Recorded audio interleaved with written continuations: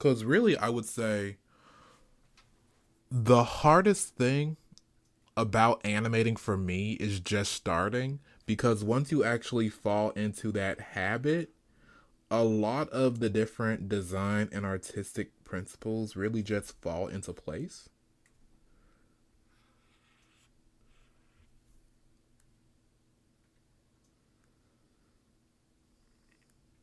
That's what I've personally learned. Is the hardest part is really just starting.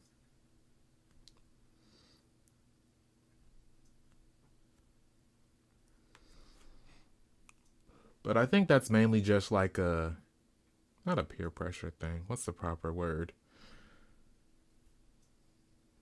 I guess it's that's more of a psychology thing because what happens with a lot of artists and a lot of animators, and you know this, Ender, because you're an animator too, but it's really the play of how much time should we as animators be spending on certain things, especially if you're like a solo animator or if you don't have a team, because really the end goal for most animators is to either get an industry job or be able to go independent. And so, in order to go independent, you need to have a certain quality to your animation. And one of the things that creates quality within animation is one, how much time you're taking, and two, how much time you spend on certain things.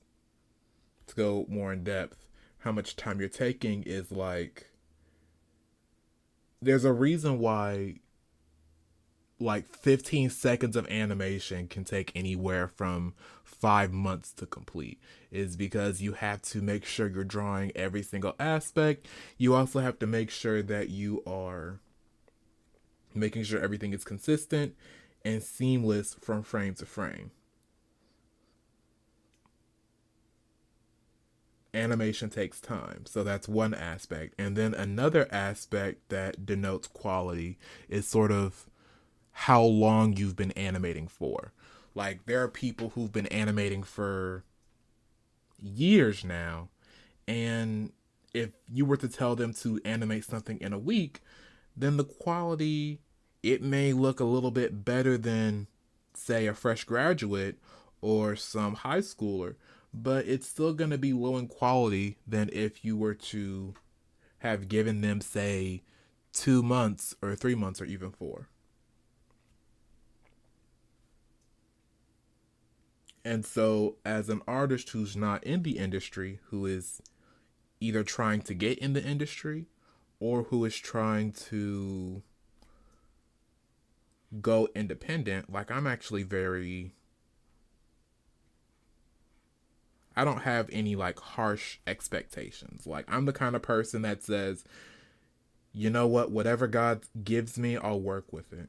So if I'm drawn to work in the industry, then that's good. If I'm drawn to go independent, then that's good. But I digress. You sort of have to make sure that you're showing people that your animations and your work is of good quality, but you also have to release content in a somewhat timely manner, so then you're not spending forever on projects.